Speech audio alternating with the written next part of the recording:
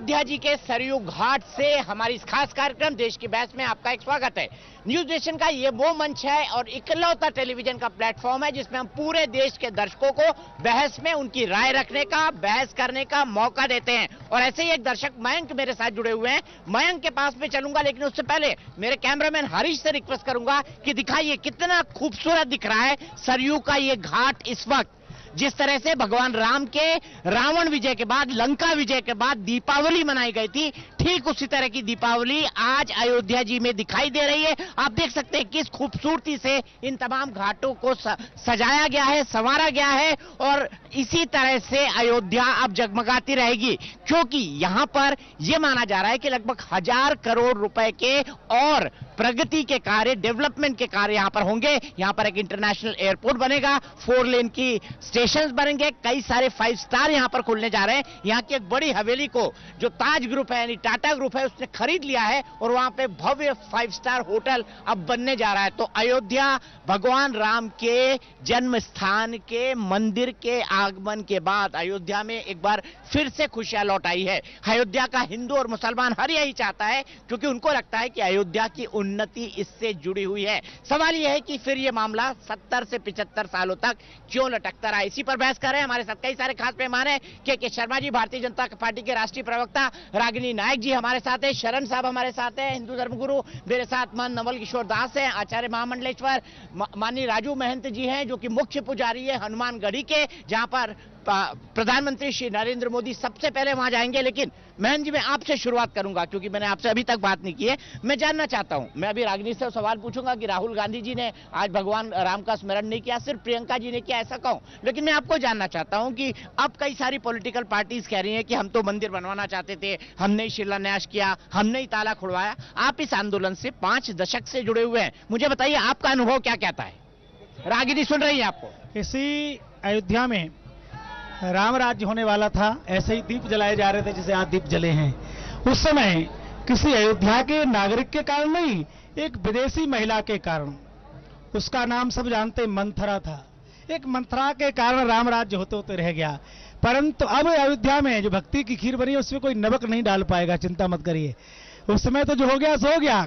आज से 10 साल पहले निर्णय होता तो मुझे लगता है कोई संदेह रहता, क्योंकि रिमोट कंट्रोल कहीं और था, तब मंथरा का कहीं न कहीं प्रभाव था। पर आज किसी मंथरा का प्रभाव नहीं है, आज किसी कपटमुनि का प्रभाव नहीं है। इसलिए मैं तो आज भी सरयू मैया से और भगवान श्री राम से प्रार्थना करूंगा कि कुछ लोगों को बुद्धि प्रदान कर दो, कुछ लोगों को सद्बुद्धि प्रदान कर दो। आए हो, कल तो संन्यास हो रहा है ना, मंदिर में तो 2.5 साल लगेंगे। आप आइए। यदि लोगों ने एक मिट्टी का तसला भी राम काज में डाल दिया तो उनके कई पीढ़ियों के पाप समाप्त हो जाएंगे। एक नहीं, कई पीढ़ियों के पाप समाप्त हो जाएंगे। नहीं तो दीपक जी, सरयू के किनारे कह रहा हूं, हम लोग साधु हैं, किसी को आशीर्वाद देने की क्षमता नहीं तो श्राप भी नहीं देते, पर कह सकता हूं राम अभिमुख हाल तुम्हारा, रहा न कुल को रोग नहारा। नानी के घर से फिर दोबारा आओगे कि नहीं आओगे पता नहीं है, परंतु भगवान उनको सद्बुद्धि दे कि अब आ जाएं। इनके ही लोग, कुछ लोगों उन्होंने कपटमुनि बना रखे हैं, वो कहते जो मोहम्मद का नहीं मेरा नहीं हो सकता। आज उन लोगों के दिमाग बदले हुए हैं। आज कोई हनुमान चालीसा कर रहा है, कोई सुंदरकांड कर रहा है, कोई ईंटें भेज रहा है। अरे भैया अच्छा बात है, ईंटें भेजो, सुंदरकांड करो, परंतु तुम सुंदरकांड कर रहे हो, तुम्हारे कुछ लोग लंका कांड कर रहे हैं। इसी पार्टी के लोग कहते तो 19 से पहले चर्चा नहीं होना चाहिए, सुनवाई नहीं होना चाहिए। क्यों? बोले शायद हम आ जाएं, फिर क्या होगा? फिर बोले फिर तुम होने ही नहीं देंगे, जो 70 साल से वो आगे होगा। ये तो भगवान की कृपा है, आप सबका सद्भावना है, संतों का आशीर्वाद है और 72 लड़ाइयां लड़ी गई हैं। ये कोई प्रसाद में नहीं दे दी है कि राम जन्मभूमि, यहाँ साक्ष्य मिले, यहाँ मंदिर विध्वंस हुआ, आज भी लोग बावले हो गए जो बाबरी बाबरी चिल्लाते हैं। ठीक है, मैं सीधे चलता हूं। मेरे एक दर्शक मयंक मेरे साथ जुड़ गए हैं, सबको बधाई है जी। मयंक मेरे साथ जुड़ गए। मयंक मैं आपसे जानना चाहता हूं, क्या आपको लगता है कि जो राजनीतिक पार्टियां अब राम मंदिर के साथ खड़ा होने चाहती थी, पहले भी उसी तरह खड़ी थी जिस तरह से आज खड़ी हैं जब भूमि पूजन हो रहा है? खास तौर पे मैं माननीय प्रियंका जी के ट्वीट की बात कर रहा हूं।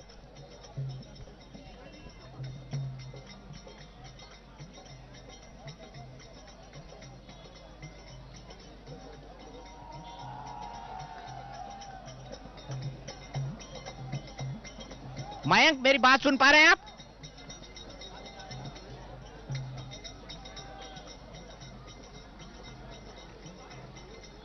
मयंक मेरी बात सुन पा रहे हैं? शायद माइक से कनेक्ट नहीं हो पा रहा है। मैं सीधे रागिनी जी के पास चलता हूं। रागिनी जी मैं आपसे जानना चाहता हूं, प्रियंका जी ने तो आज बोल दिया कि राम भगवान सबके हैं, राम सबके हैं। बिल्कुल अच्छी बात है, बहुत अच्छी बात है। हमारे तो रोम रोम में राम बसता है, सनातन में ये माना जाता है। मैं आपसे जानना चाहता हूं, प्रियंका जी ने तो बोल दिया, राहुल जी कब मानेंगे? क्या राहुल जी का भी कल ट्वीट आएगा जय श्री राम? राहुल जी क्यों खामोश है इस पर? दीपक जी, आश्चर्य मुझे इस बात का है कि मर्यादा पुरुषोत्तम राम की भक्ति में लीन होने के बाद भी महंत जी को आज इस शुभ घड़ी के दिन भी मंत्रा ही याद आ रही है। अब चूंकि उन्होंने मंत्रा को याद किया है, मैं मारीच को भी याद कर देती हूँ।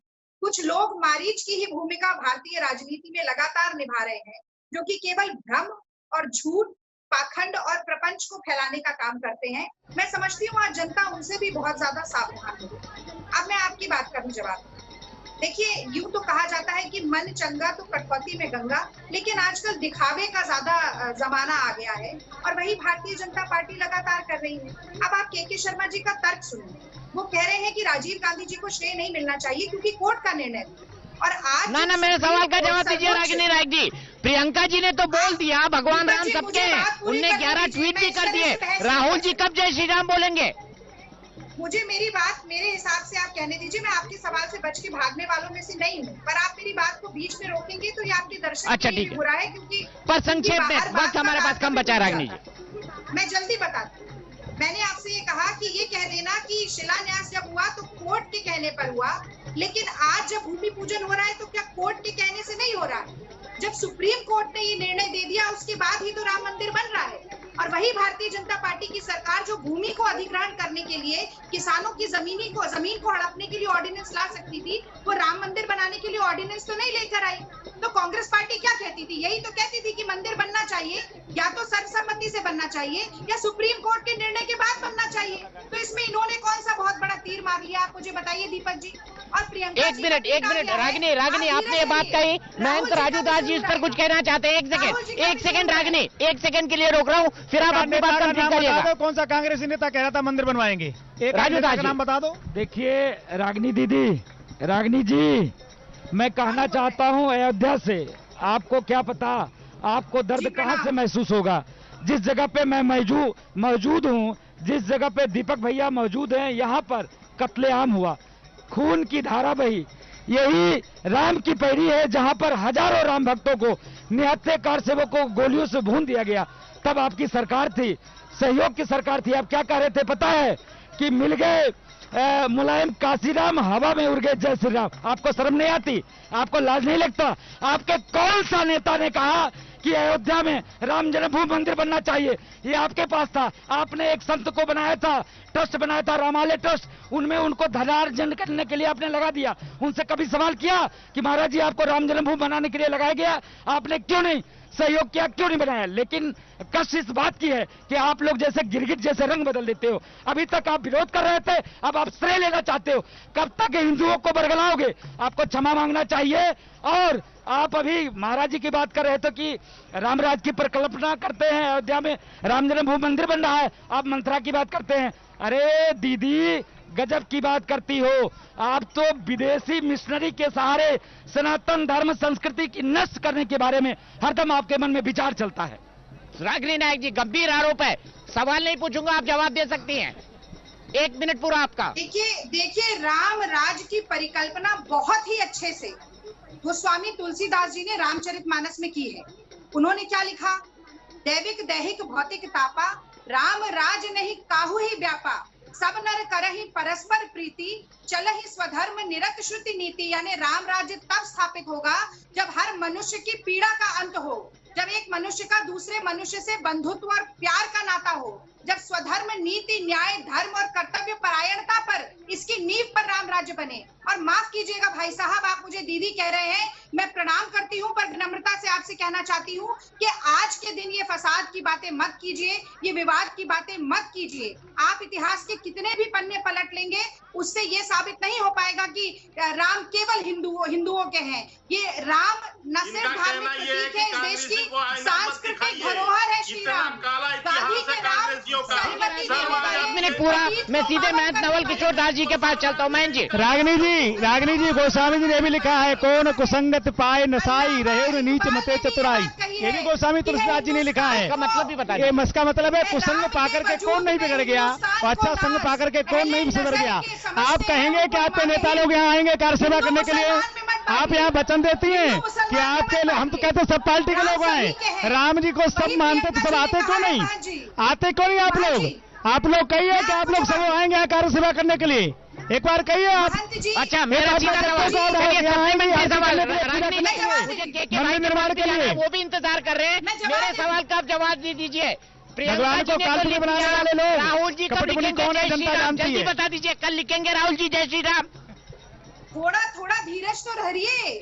प्रियंका जी ने आज लिखा है, उस पर बहस नहीं कर रहे हैं। धीरे-धीरे राहुल बोलेंगे। जी भी कहेंगे हम सबके दिल में राम है, बिल्कुल बसे हुए हैं, और अगर 130 करोड़ भारतवासी वहां पहुंचना चाहते हैं, क्या हनुमान जी हैं, वो लेकिन बता सरकार देंगे ने दिल में राम 70 है। लोगों का पाबंदी लगाई है, किसी भी राजनीतिक दल को नहीं आमंत्रित किया है। अडवाणी जी सरकार और ने नहीं, मुरली कोराना ने मनोहर लगाई जोशी है। जी जो रथ लेकर नहीं, निकले बट थे, मंदिर तो वो भी 2.5 साल बनेगा, आप कभी भी कार सेवा के लिए आ सकते हैं। मंदिर तो 2.5 से 3 साल बनेगा, कभी भी आप कार सेवा के लिए आ सकते हैं। 2 महीने बाद, 2 महीने बाद, 6 महीने बाद कब आ रहे हैं? 2 महीने 6 महीने ठीक है, परसों ही आ जाए, परसों ही आ जाए। कल प्रधानमंत्री जाएंगे, परसों आ जाए।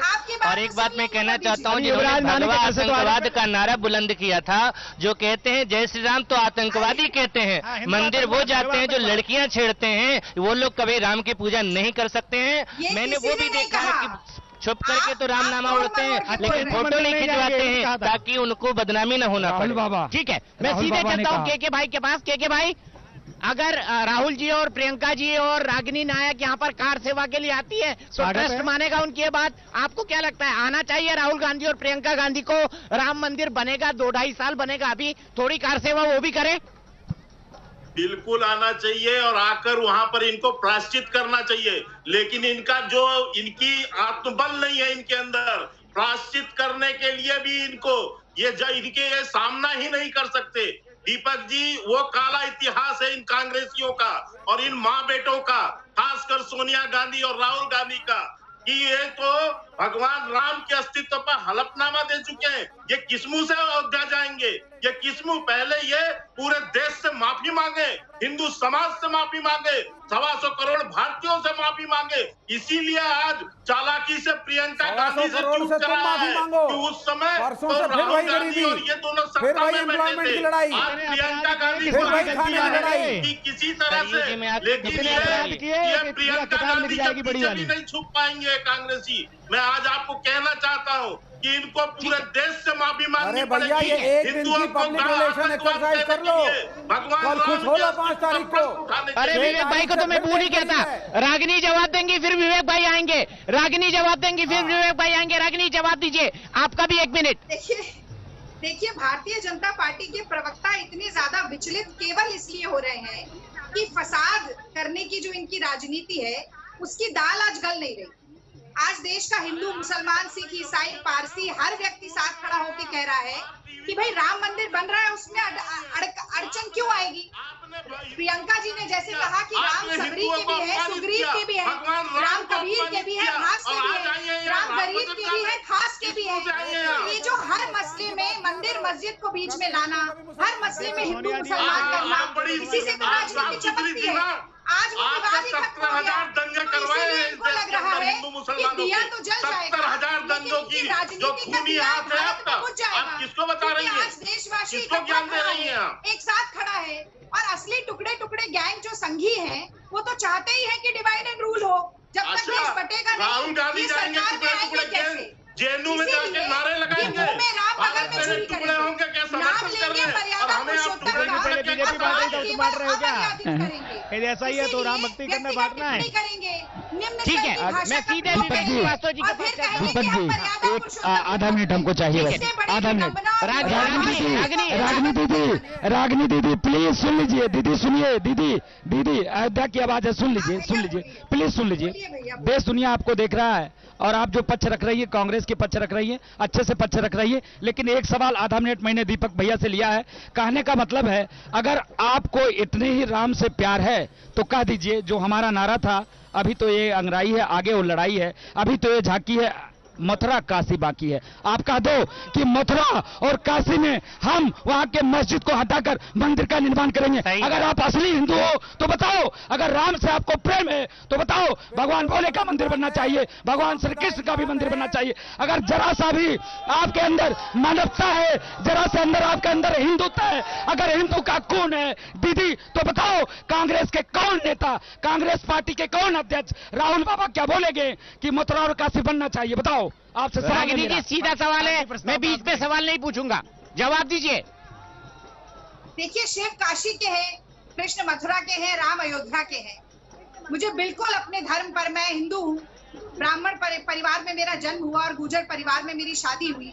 मैं सनातन धर्म को मानने वाली हूँ। मैं चाहती हूँ कि हमारे धर्म का परचम उठे, लेकिन उन सभी मूल्यों के साथ उठे जिनका प्रतीक मर्यादा पुरुषोत्तम श्री राम है। और वो क्या है? धर्म, न्याय, नीति और कर्तव्य परायणता। मैंने पहले भी बोला, अगर इस देश का कानून रोक लगा रहा है काशी पर या मथुरा पर, तो उस कानून मथुरा कभी गए हैं आप? मथुरा एक बार जाइए, ऊपर ईदगाह है, नीचे भगवान का गर्भगृह अभी बना हुआ है। और आप जाएंगे तो आपको आंख में आंसू आ जाएगा। के पीछे का काशी में नंदी बाबा अभी भी देख रहे हैं, उसको देखिए कभी। मांगे राजनीति कांग्रेस पार्टी के स्पोक्स पर्सन के तौर पर बोल दीजिए, आप बोल दीजिए कि आपकी पार्टी भी इस आंदोलन से जुड़ेगी। अयोध्या भी झांकी है, मथुरा काशी बाकी है। रागिनी जी बोल दीजिए, हम साथ रहेंगे, इतना बोल दीजिए। मैंने बाके बिहारी लाल के दर्शन भी किए हैं। काशी जाकर मथुरा गए कि नहीं? मथुरा का सवाल का जवाब दीजिए। मुझे पता है रागिनी ऊपर गुंबद है, नीचे अभी भी मंदिर है। क्या आप मथुरा और काशी के मूवमेंट के साथ कांग्रेस पार्टी खड़ी होगी? सवाल का जवाब दीजिए। और नीति से विमुख नहीं हो सकता, धर्म कभी न्याय ये अन्याय हो गया, विमुख नहीं हो सकता। यही मंदिर की मांग करना अन्याय हो गया। नहीं, मांग करिए। अरे दीदी, आप लोग कोई एहसान नहीं किया, एहसान भी नहीं किया। उच्चतम न्यायालय ने हमारे पर कोई एहसान नहीं किया। हम मुकदमा लड़के और मुकदमा जीते हैं, तब मुझको मिला है। आपका कोई एहसान नहीं है। साक्ष्य, एविडेंस और प्रमाण के लिए आपने कोई एहसान नहीं किया। कांग्रेस के लोगों ने एहसान नहीं किया।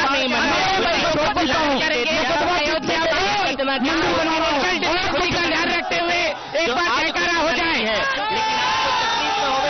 खुशी की तिलांजलि दे दी, इतना हमारा बड़ा दिल है। न्यूज नेशन के साथ अयोध्या में इस ऐतिहासिक दिन के गवाह देश के बहस में आज के लिए इतना ही।